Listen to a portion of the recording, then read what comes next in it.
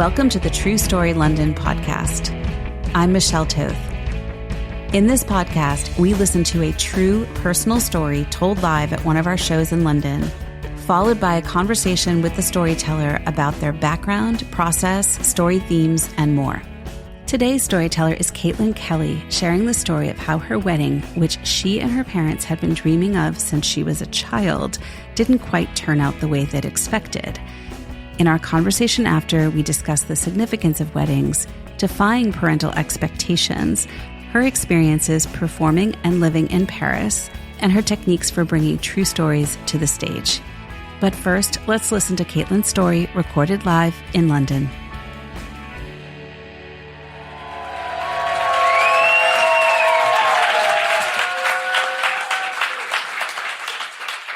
Look at that skirt!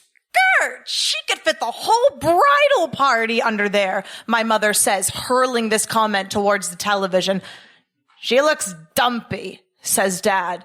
I chomp down on a fistful of popcorn, just nodding my head vigorously in agreement. My family is never short of an opinion, and Friday nights were our time to shine because we could watch Say Yes to the Dress. This is a TV show set in a store called Kleinfeld's in New York City, and it's about 35,000 square feet of bridal Disneyland. And there, women hem and haw over jewel-encrusted corsets while family members with deep pockets shell out their net worth for an acre of tulle.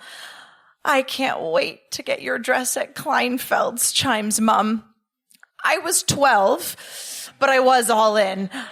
And being the youngest of the family by a long shot, and most notably the favorite, my parents had high hopes for what my life would look like, and so as a result, so did I. It was written in stone that my wedding would be no less than a glitzy affair at a country club with 200 guests in attendance and me in a fitted designer mermaid gown. And my husband-to-be, well, of course, he would be handsome, wealthy, and he would love sports just like my father. What more could a girl ask for? My desire for the big days started to crumble when I went to my first friend wedding at 21. This was back home in my hometown in Ontario, hosted at one of the city's flashiest Italian halls. And I enter this gilded ballroom, and it's double the size of the usual setup. And I am hit with the realization that this is not a wedding. This is a Broadway show produced by two Italian families who are banking on good reviews. Not one open bar, but two. Not one table of Nona cookies, but three. A tiered chocolate fountain, a 7-course meal that left me so full it was like my party dress had taken me hostage. Not only that, but they paid extra for the bread dance, which is exactly what it sounds like. A sea of pimply, underpaid high school students with baskets of crusty dinner rolls held high over their head, just dancing around the tables, defeated. Each one of them wishing they just got the summer job shucking corn instead. I was one of 700 in attendance privy to this display of Valhalla decadence, and by the time the speech is finished, I left. And I'd noticed on the way out, I'd only seen the bride and groom once the entire night. And I knew in that moment, this was not the kind of wedding that I wanted. It didn't even seem like the one they wanted. But as you know, it's never easy saying no to producers. By the time I hit my mid-20s, I was newly single. And not only that, but I'd recently moved to Paris. Still, my parents were eagerly trying to set me up with every eligible bachelor back home, from the guy who fixed their garage door to the young doctor who'd recently climbed Mount Kilimanjaro. They were desperate for me to come home and start a family. And just when I thought I would be a spinster forever, at 30 years old, I got engaged. There was no elaborate proposal in front of the Eiffel Tower. There wasn't even a ring. It was really just a promise. And while we started to excitedly tell our friends, I held back sharing the news with my parents. I was afraid to tell them I didn't want that say yes to the dress wedding that we dreamed up anymore. So when I did get up the courage to tell them, it was 3 months later. And I was so nervous that I just let them ramble on for about an hour. And when they were just about to hang up the phone, I blurred out, "We're engaged." And we settled the date with the town hall. So it's going to be the 16th of July. At this point, the 16th of July is only a few months away. I say, I know it's kind of last minute. So if you can't make it out to Paris, we understand, but we would really love for you to be there. Oh, my mother says. Oh is usually a precursor to an opinion. Oh, the 16th of July. We have a funeral that day. I'm just wondering who you're planning to kill in order to not show up to my wedding. But she clarifies, it's a memorial from COVID. And my dad jumps in, "You know what? I think we've got that reception that night. Dave's daughter's getting married." Mom, "Oh, that's right. And the memorial's out of town, so we've got to wake up early. We got to be there for 11 o'clock. Dad, well, then they're going to have a luncheon after. We're going to have to stay for at least a couple of hours. Mom, and then we're going to have to drive back home. We've got to change, maybe take a shower if it was a hot day for your father and he sweats out his suit. It's happened before. It has happened before. And then we got to drive back out to get to the reception in time. I mean, we are free every other weekend, the whole rest of the summer, but you have to pick the 16th. Okay, I say. Crazy idea.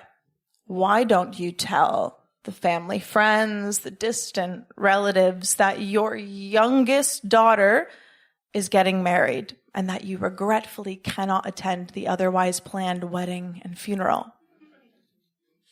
We'll think about it.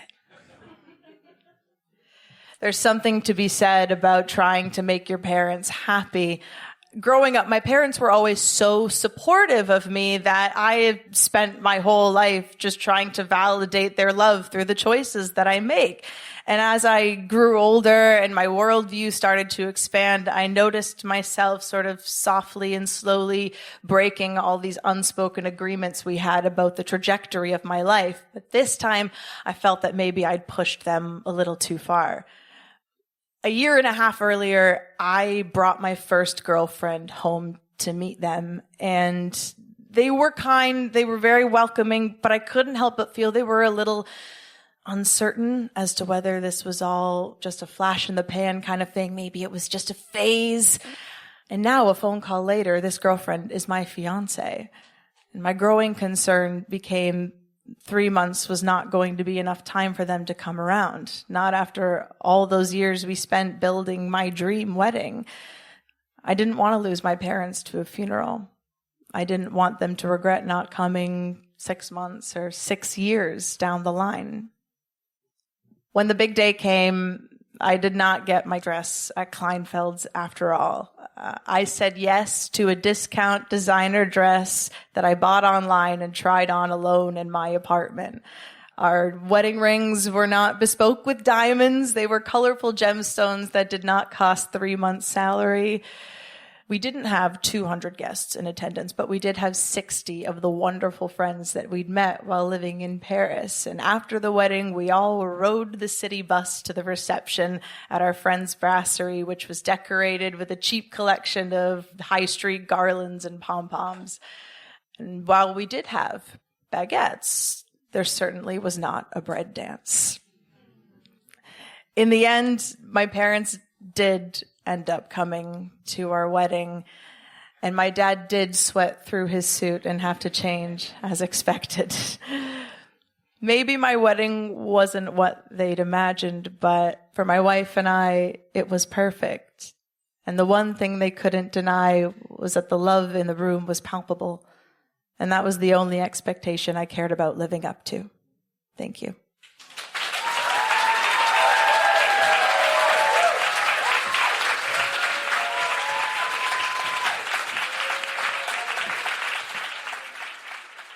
Kaitlyn, welcome to the podcast. Thank you so much for having me. I'm really happy to be here. Yeah, how does it sound hearing your story back after a little while? It's a bit strange. I have notes, but that's just my own thing. But it's notes for yourself. Yeah, sure. Performance notes. Yeah, I've got notes, but it's okay. It's good. It's good to hear the story again. So many times we do these interviews with people who aren't performers. They don't spend much time on stage and they have a different experience of hearing themselves. But you are a performer, and this is like a comfortable or at least a familiar place for you. I think your storytelling flair kind of shows up in the way you create these vivid scenes and these characters. Is this just something that you've always done? Yeah, I've been telling stories since I was a little kid. I was really keen. My babysitter had this great front porch that I would use as a stage. And I would just pick it was fairy tales mostly. And I would just take them and then I would build these sets out of paper and things. And I would cast my friends, but they would be like, can I be the lead? And I would say, no, that I'm the lead. And I would just take over these shows. It's just gone on from there. I've always liked to write and make up stories, and going to drama school, learning the craft of acting as well, just fed into it. Fantastic. Well, we'll talk a little bit more about what you're up to these days. But just thinking about this story, I'm just struck by the significance of weddings in general, but specifically in your family. What is it about weddings? Maybe it just comes from my hometown, or I don't know if it's just specifically a Canadian thing, but I went to a lot of weddings growing up with my parents as a kid, just family, friends. And there was always this debrief after in the car, this went really well, but I didn't like this. And I would do this differently. And watching these TV show, Say Yes to the Dress, the conversation was just always there, lingering, I don't know, in the shadows. It's just, I guess, ingrained in our family. I love how weddings in this story are a stand-in for so much more. And it becomes this important metaphor throughout that moves in parallel to your relationship with them and your sort of evolution as an adult.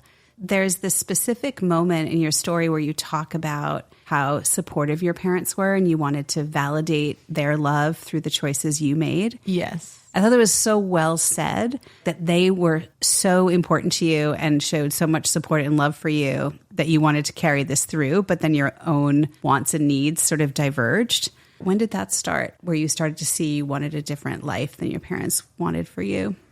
Probably in university. And this is a whole other story. When I told my parents that I wasn't religious anymore, but I told them 3 days before Christmas. Timing is everything. Yeah, sure. Just to bring up the drama. I probably started there, but then I think moving abroad was really kind of what set things more in motion. And I think the longer I was away, the more so my parents to realize, she's probably not going to do the path that we sort of all talked about and agreed upon. And when she was 12. When she was 12. And I think at the end of the day, I know that if I had gone down or attempted to go down the path that we'd sort of decided at age 12, I think I would have ultimately been quite unhappy. And they would have seen that and would have said, I don't know what went wrong. We did everything we said we would, but it's not linking together. Would you say that the decision to move to Paris was an independent decision of I want to live in France, or was it I'm different from my family and these expectations and I'm going to go explore that? What came first? I think I was always sort of attracted to the idea of France in general, even though I'd never been.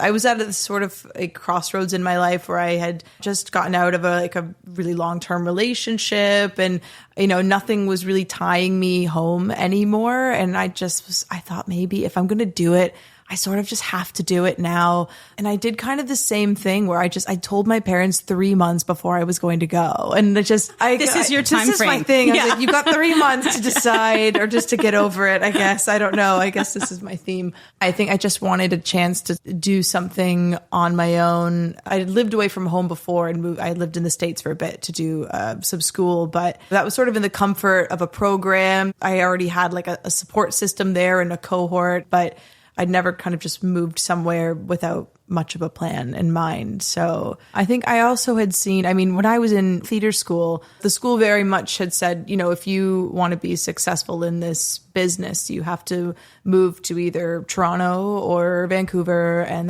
that's it. So you just plan to do that, and that's the only way you'll have any monicum of success. And so it never really sat right with me. I never much liked Toronto, but I knew that wasn't necessarily going to be my path. So it was really great to be able to go to New York and train there and see that world. And I thought maybe I could move here And I'd had a meeting with a mentor. I was like, I'm torn between coming to New York or moving to France. And he was like, New York's always going to be here. Like, just go to Europe. Like, just go, see it, experience it. And I was like, fine, you win. And did you speak the language? no, failed by the Ontario school system. Yep.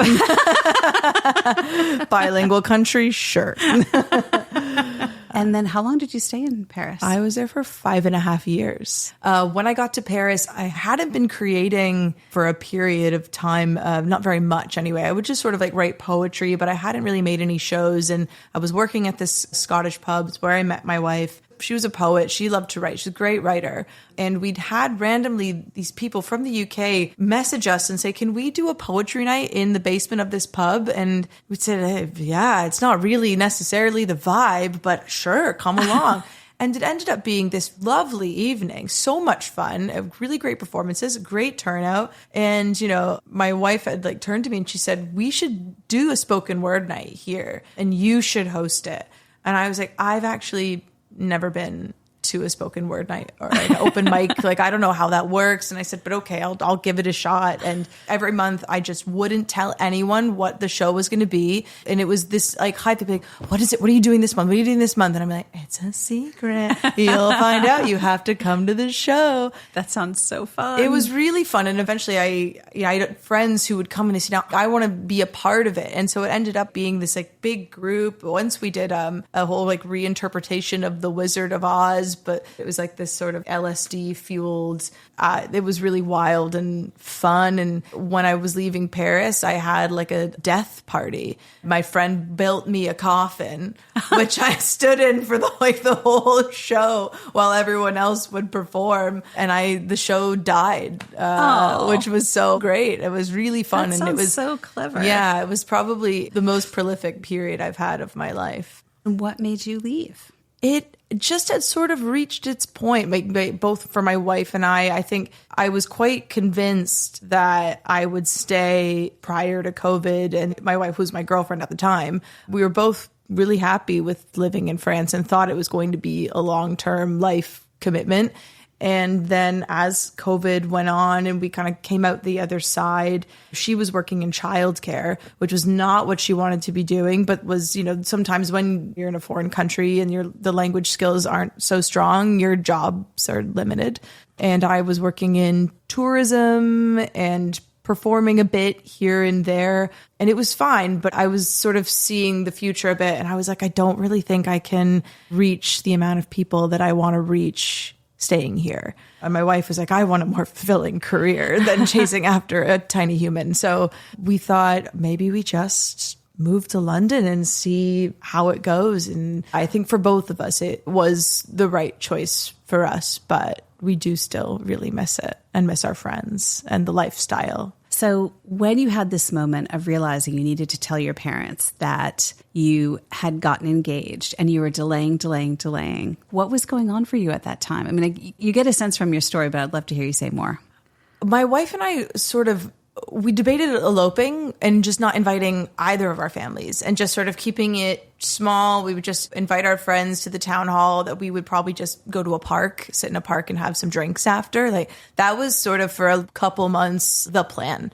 And then just, the guilt sets in and I go, oh gosh, like my mother will kill me. She might never speak to me again if I don't. If you deprive her. If I deprive her of this, and even the idea of your father walking you down the aisle or like the first dance and all that kind of stuff. Ritual. It's so ritualistic, 100%. And I knew that it wouldn't go down well if I suddenly told them I'd eloped. They'd be devastated. And so I talked to my wife about it. I was like, maybe we, invite your mom and your siblings, and then I can ask my parents and just see. But, we still had very much the intention of wanting to keep the party small and intimate. It was terrifying though, because it very much was like, it was one thing to sort of move away and not necessarily do the job path in the way that my parents thought I would when I got out of school. But the wedding was really, I think, the crux. That's like a life event that really would be super disappointed if you didn't have it and they didn't have it. Exactly. Yeah. And I think in my head, I said, okay, I can soften this blow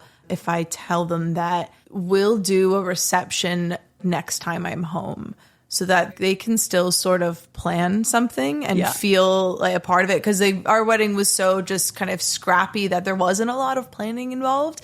I sort of had said, like, maybe we can do this reception in the future, and that would be really nice. You know, I was thinking, you know, maybe just like in the backyard of their house or something simple in the summer whenever we come to visit. And then it turned out the next time we came to visit was about 6 months after our wedding. Just before we're moving here, we thought we'd spend the holidays at home. And my mother's like, we're doing it. We're doing it while you're home. And I said, oh, I thought we'd just hold off. Maybe like on a nice summer day, not like, you know, December. It's miserable. It's so sad out. She's like, but it's going to be on everyone's mind. So we really have to take advantage of the time. And then I said, okay, but like, she's like, we'll just try and find a restaurant and like do something small. And I said, okay, great. And then, you know, suddenly I'm on a FaceTime. She's like, so I'm here with the wedding planner. And I was like, what do you mean wedding planner? And she's like, and we're talking floral arrangements. And I said, no. So it happened anyway. It is still in a smaller scale than it would have been, but I found it kind of funny that she still couldn't resist. I love it. So, but speaking of smaller scale, like, how did you personally get comfortable with the idea that this particular experience of marrying your wife would be small and simple? I probably was influenced a lot just from my time living in Paris. The French, they're not big wedding people. Like, they focus on the party and on like the socialization of it, which they're just so good at socializing. But, you know, in France, you have to get married in the town hall where you live or where your parents live. So even if you do want to get married in a church, you have to go to the town hall first on same day or a different day, and then you can get married in a church. Oh, nice. So it already kind of simplifies everything. And there's no cost to getting married at the town hall. So we were very lucky. Like, the town hall that happened to be ours is like one of the most beautiful in Paris. It's just stunning. And it was a big room, so we were able to fit all of our friends and family there. And it didn't cost anything. It didn't cost anything. Wow, that's so uncapitalistic. I know. How dare they? Money was definitely a factor. We just didn't have a lot of money. And I think we'd had so many nice experiences with our friends over the years, doing simple things, you know, sitting in a park, having drinks. And those were always our favorite memories of being there. And we thought if we can just kind of bottle that up and bring it into our wedding, then that would be ideal. So I'd love to talk about your thoughts on storytelling, like just how you think about developing a story like this.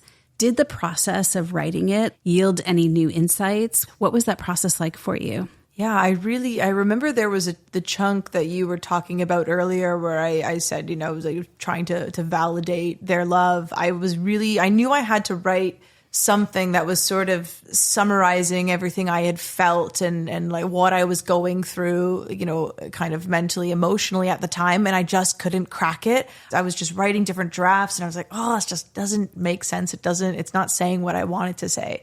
But then I had the realization, I was like, oh, that's why.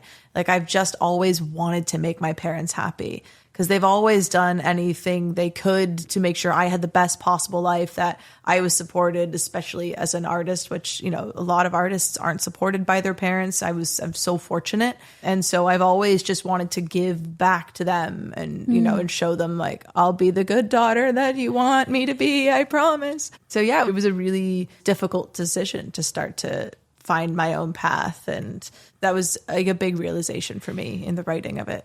That brings up kind of two things. One, the power of working on and sharing your own stories, and not just as anecdotes or like fun dinner party conversation, but the actual crafting of what did this mean to me? Why did it change me? Why does it stick with me as something significant? I think it's just a very powerful way and a way that these types of stories can be very valuable to us as we continue to like develop as humans and figure out who we are. So I love that example, especially that you grappled with it, because it did seem insightful and nuanced. And I thought, I wonder if she realized that was happening in the moment or if it was much more about reflection. Yeah, absolutely reflection. I think I just sort of put it in a box and shoved it away, but it was really important to come back to it. And I always think about when I'm listening to storytellers that I really connect with, it's because they've gone deep into something and they're sharing this intimate part of themselves with an audience. And I think in that specificity is where you find connection with people. So I'm always trying to find ways to bring that into my own work and just really hone in on things that, you know, maybe someone else felt similarly and they can, you know, find a way to gel with the piece. Yeah. I think in the other drafts that I was doing, I hadn't really quite put a pin in it yet. And so that's why it felt quite general and that I hadn't really reached the point. But it was in just sitting down with myself and just having out loud that conversation like, okay, how did I feel at this moment? And why exactly was that the case? And then from there saying, because it was this. You made like a really important choice, which was to hold off on letting us know at least part of the reason why your parents' dream wasn't being fulfilled was that you decided that what you fell in love with and that you decided to marry your wife and not the dashing bachelor that they had in mind for you. So you chose to like leave that till close to the end. I was wondering if you could just talk in general about some of the choices you made about the structure and like how you would lay out the story. Yeah, it was really helpful when I was able to start the story talking about the other big wedding. So I was like, I need a sort of foray into this that isn't just like clunking right down. And I always, I think, try to do that in my work is to kind of find like a smooth sort of landing into the story and to kind of bring people into the mood of the piece. I was like, oh yeah, that ridiculous wedding that I went to and the stark contrast between what I ended up having and that experience. And I like the idea of sort of leaving secrets or coming back to things at the end. I sort of learned that when I was a tour guide, that it's nice to sort of say, oh, we'll come back to that after. It's really nice when you get people saying, are we still going to talk about that? Is that still? And I know, I've got you. Yes. So it's nice as like a way to kind of keep people guessing and to add this like element of surprise to the piece. So that was my intention with that bit, to reveal that I was marrying a woman and not a man, which was like another level to the conversation just in general as well, which I knew was, even though my parents had met my wife already at the point when I told them we were getting engaged, I think, you know, they didn't necessarily know if this was a passing fad or if it would be a long-term thing or, you know, would I only date women now or what that sort of meant. That was also sort of shattering their expectations. This point that you make about starting with say yes to the dress and the big ostentatious wedding with the bread dance, and then ending with your beautiful, simple baguette and pom-pom wedding full of love. That's like such a great technique for storytelling in general. And I think it can really help storytellers when they're thinking about how do I show the change, especially in a short piece? Like how do I make vivid and visual the idea that something is different? So I think that's a great example of starting with the big, huge wedding, the seeds of doubt that that's what you actually want, and ending on this beautiful, small, intimate ceremony and celebration. But this is a relatively short story. So I'm wondering if there are things that you just had to leave out that feel important to the backstory of the story that you haven't talked about. There was more to the story after I did get the yes from my parents to come to the wedding. And then there was not only choosing my dress, but there was also my mother choosing her dress, which was all happening, of course, at a distance. But she kept sending photos of like off-white dresses. And I kept having to say, Mom, stop. But that she would do this like funny thing where she'd put like a stark white blouse next to her cream colored dress. And then when I would say, no, that's white, you can't. She's like, no, the shirt next to it's white. This is off white. And it just became this hilarious like conversation where eventually she said, I've got two dresses. One is a cafe au lait colored. And I said, what do you mean cafe au lait? She's like, cafe au lait, it's milk? French for coffee. And I said, yeah, how much milk is in this coffee?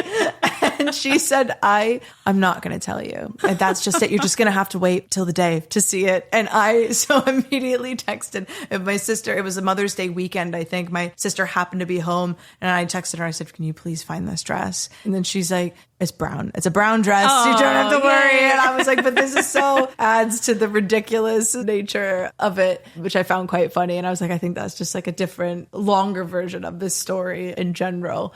Do you mind your life for work a lot? Like, how do you get your ideas for the shows you want to develop? Yeah, I've more recently been getting into autobiographical storytelling. Otherwise, I would often work a lot from historical text or books, like memoir, things like that. I just love real people. I love their stories. And so to be able to adapt them into little shows has really been my game up until very recently. So it's been interesting to start to look at my own life and see. I guess now I'm almost 33. So I've had some great experiences, and a lot of them do translate into like funny or relatable stories. So what are you working on now? So right now I'm working on a solo play. It's called I Didn't Know I Was Polish. And it's about how I was living in France, and I had a 2-year working holiday visa when I first arrived. And as that was coming to an end, it was going to expire. I was really desperate to stay, but it looked like all the avenues were closed. I couldn't afford to just get a regular tourist working visa. And I wasn't sure what I was going to do, but I knew I didn't want to leave. And I happened to have a phone call with my sister late one night, and I was complaining. And, I was saying, oh, if our grandfather, who was Ukrainian, it's like, oh, if he was just born in an EU country, like I wouldn't have this problem right now. I could just have an ancestry visa like all my other friends. And she's like, you do realize that like Ukraine didn't exist when he left. Like it was Poland. And I was like, I'm sorry. And so I called my mom the next day because I had remembered seeing these documents when I was a kid, because I was always just like hunting through at my grandparents' house, like all their stuff. And I loved old photo albums, things like that. And I'd found these passports. And I remember my baba telling me, she's like, oh yeah, those are Guido's passports, him and his parents when they came to Canada. And I was like, Mom, you've got to find these passports. And she went to my grandmother's house, found the passports, and like, sure enough, they were Polish. And so I went on this journey, got an internet lawyer to help this process into becoming Polish. And it took a couple of years just waiting on paperwork and in the middle of COVID and everything, but eventually got the passport. And after all that, decided to just come here, which was then another visa process altogether because of Brexit. Yeah. So the show is just, it's talking about that experience. And also at the same time, I was learning more about my family because my grandfather he never talked about Ukraine. He left when he was 16, but there were just no stories of old country. So it's been interesting looking into the research, the way borders shifted in Eastern Europe for hundreds and hundreds of years, and all of the strife it's brought up and the rivalry. And it's been quite interesting research. Oh, I'm sure. And I remember this was a story that you brought the first time we met you when you came to a draft workshop. Yeah. And you shared some of this piece. It's exciting to know that it's been turned into a show. Yeah. So, Kaitlyn, thank you so much for sharing your story and for giving us more of the backstory and letting us know what you're up to. Really appreciate it and love having you here. Thank you so much. Oh, it's been a pleasure. Thank you for having me. Thanks for listening. For more information about today's storyteller and conversation, check out the show notes. The True Story London podcast is hosted by me, Michelle Toth. Our producer is Ellis Ballard. Our theme music is by Sea Noise. Live recordings were provided by Laughing Around and recorded at 21 Soho. More information about our live shows and workshops can be found at truestorylondon.com. And just one more thing. If you haven't already, please subscribe or follow and rate us on your favorite podcast platform. It really does help us to reach more people. Thanks, and we'll see you for another episode soon.